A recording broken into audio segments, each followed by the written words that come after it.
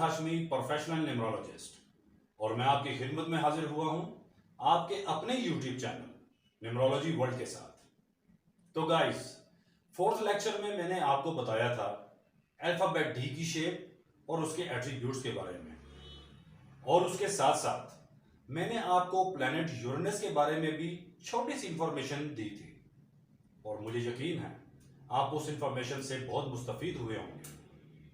तो गाइस, आज मैं आपको बताऊंगा अल्फाबेट ई की शेप और उसके एट्रीब्यूट्स के बारे में। मगर व्यूअर्स, उससे पहले हमेशा की तरह एक छोटी सी रिक्वेस्ट है, अगर आपने मेरा चैनल अभी तक सब्सक्राइब नहीं किया तो प्लीज पहले चैनल को सब्सक्राइब कीजिए, लाइक कीजिए, शेयर कीजिए और बेल आइकॉन बटन को प्रेस कर दीजिए ताकि हर आने वाली न्यू नोटिफिकेशन आपकी स्क्रीन पर हो। तो व्यूअर्स, चलें आज की वीडियो शुरू करते हैं। आज मैं आपको वीडियो के स्टार्ट में ही एक बहुत ही इंफॉर्मेटिव बात बताने वाला हूं। व्यूअर्स, क्या आप जानते हैं कि इस दुनिया में सबसे ज्यादा कौन सी वेबसाइट या ऐप कह सकते हैं यूज की जाती है? तो यकीनन आप जानते होंगे इस दुनिया में सबसे ज्यादा गूगल वेबसाइट इस्तेमाल की जाती है। पर कभी आपने गूगल लोगो पर फोकस किया है कि इस लोगो में ये जो कलर्स अप्लाई किए गए हैं ये क्यों अप्लाई किए गए हैं? इसके पीछे एक लॉजिक है, और वो लॉजिक न्यूमरोलॉजी और वास्तु का मिक्सचर है। व्यूअर्स, अगर आप अपनी स्क्रीन पर गूगल लोगो पर फोकस करें तो इस लोगो में 4 कलर्स अप्लाई किए गए हैं: blue, red, yellow and green. और ये चारों कलर्स 4 डायरेक्शंस को रिप्रेजेंट करते हैं। For example, east, west, south and north. इसी वजह से ये वेबसाइट ईस्ट में भी उतना ही पॉपुलर है जितना वेस्ट में, साउथ में भी उतना ही पॉपुलर है जितना नॉर्थ में। तो व्यूअर्स, क्या आप ये जानते हैं कि कौन सा कलर कौन सी डायरेक्शन को रिप्रेजेंट करता है? यकीनन आप में से 90% लोग बिल्कुल भी नहीं जानते। तो गाइस, आगे चल के किसी लेक्चर में मैं आपको स्पेशल इन डायरेक्शंस के कलर्स भी बताऊंगा।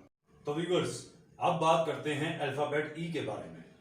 जैसा कि आप स्क्रीन पर अल्फाबेट ई को नुमाया देख सकते हैं, और उससे ऊपर वाली पिक्चर भी अल्फाबेट ई की है, मगर उस पिक्चर को इस तरह रोटेट कर दिया गया है ताकि आप बाआसानी समझ सकें कि ये अल्फाबेट ई किस अल्फाबेट से रिजेंबल कर रहा है। तो यकीनन आप इस पिक्चर को देखकर समझ चुके होंगे कि अल्फाबेट ई अल्फाबेट एम से रिजेंबल कर रहा है। व्यूअर्स, उसकी सबसे बड़ी वजह यह है कि अल्फाबेट एम के चंद एट्रीब्यूट्स अल्फाबेट ई में भी पाए जाते हैं। तो गाइस, जिन अफराद का नाम अल्फाबेट ई से शुरू होता है, ऐसे अफराद अपने आप में ही बहुत खुश रहते हैं और जल्दी किसी की बात का बुरा नहीं मानते, और दूसरों की कही हुई सख्त से सख्त बात को मुस्कुराकर टाल देते हैं। इनकी इसी अदा की वजह से इनके चेहरे पर मासूमियत छलकती है जो लोगों में इनको अट्रैक्टिव बना देती है। ई नाम वाले अफराद को जब कभी गुस्सा आ जाए तो ये अपने आंसू बहा बहा कर उस गुस्से को काबू पाने में कामयाब रहते हैं। ऐसे अफराद ज्यादा लंबे अरसे तक किसी से नाराज नहीं रह पाते और जल्द ही सुलह कर लेते हैं। ई नाम वाले अफराद अपना हर काम तहम्मुल मिजाजी से सर अंजाम देते हैं, जिसकी वजह से दूसरे लोग भी इनकी तारीफ करने पर मजबूर हो जाते हैं। ऐसे अफराद बहुत रहम दिल और मददगार साबित होते हैं। व्यूअर्स, यहां मैं आपको एक बात मेंशन करना चाहता हूं। मैं अपनी पिछली वीडियोस में बता चुका हूं कि हर अल्फाबेट किसी ना किसी चीज से रिजेंबल रखता है, और हर अल्फाबेट की अपनी एक शेप और पावर होती है। जैसा कि लास्ट वीडियो में मैंने आपको अल्फाबेट डी के प्लैनेट के बारे में और उसके नंबर के बारे में बताया था, ठीक इसी तरह आज मैं आपको अल्फाबेट ई का नंबर और उसके प्लैनेट के बारे में भी बताना चाहूंगा।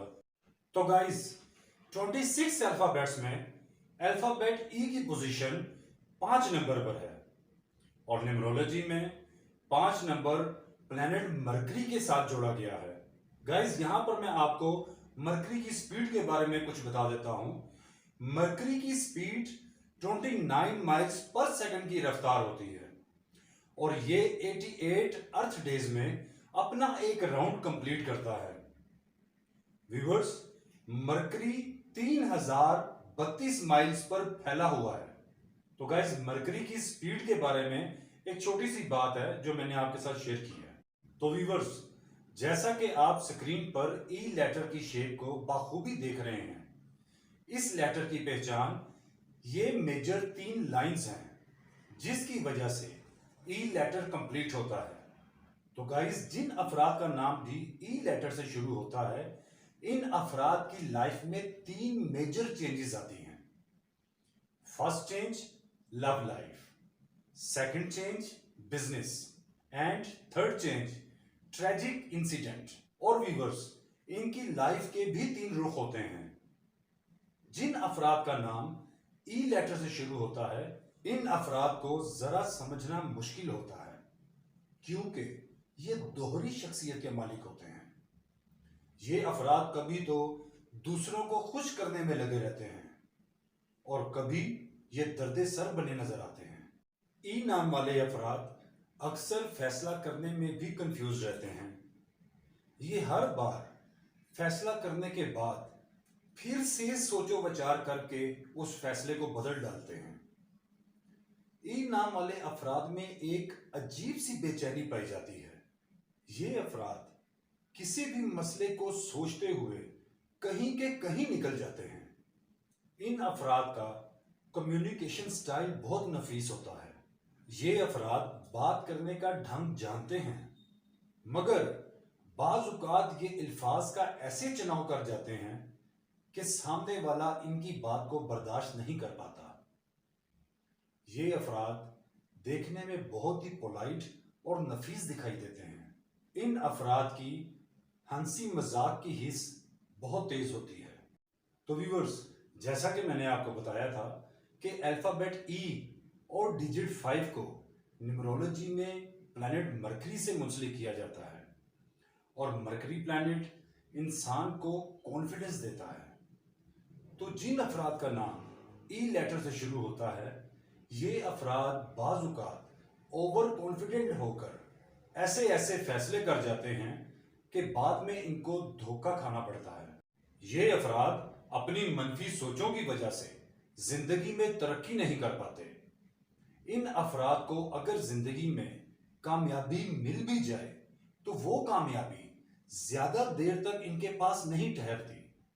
गाइस, जिन अफराद का नाम ई लेटर से शुरू होता है, ये अफराद अपने आइडियाज दूसरों पर मैनिपुलेट करने की कोशिश करते हैं और ये उम्मीद करते हैं कि सामने वाला इनके आइडिया को एडमायर करे और उस पर अमल करने की कोशिश करे। मगर व्यूअर्स, ज्यादातर लोग इनकी बात से एग्री नहीं करते, जिसकी वजह से इन अफराद को दिल आजारी होती है। तो व्यूअर्स, ये था अल्फाबेट ई की शेप, उसके एट्रीब्यूट्स के बारे में। तो गाइस, नेक्स्ट वीडियो में इंशाल्लाह मैं आपको बताऊंगा अल्फाबेट एफ की शेप और उसके एट्रीब्यूट्स के बारे में। तो व्यूअर्स, जैसा कि हर वीडियो में हर अल्फाबेट के सूटेबल स्टोन्स के बारे में बताया जाता है, इसी तरह आज अल्फाबेट ई के सूटेबल स्टोन का नाम है अकीक। तो गाइस, हमारा नेक्स्ट सेगमेंट है अच्छी बात। तो आज की अच्छी बात, एक बार एक भिखारी भीख मांगते मांगते एक अमीर शख्स की गाड़ी के पास जा पहुंचा और उसकी गाड़ी का शीशा खटखटाने लगा। अमीर शख्स ने गाड़ी का शीशा नीचे किया और उस फकीर को सर से पांव तक गुर्बत में डूबा देखकर बोला, मैं तुम्हें आज एक अपना राज बताई देता हूं। मैं भी तुम्हारी तरह पहले एक भिखारी था और लोगों से भीख मांगता था। वो भिखारी सवालिया नजरों से उस अमीर शख्स को देखने लगा। अमीर शख्स बोला, मैं तुम्हें आज एक नसीहत करता हूं, जब दुनिया वाले तुम्हें घुटने टेकने पर मजबूर कर दें, तब समझ जाना कि यही वक्त सजदे का है। तो गाइस, आज के लिए इतना ही, मुझे इजाजत दीजिए। टेक केयर, अल्लाह हाफिज।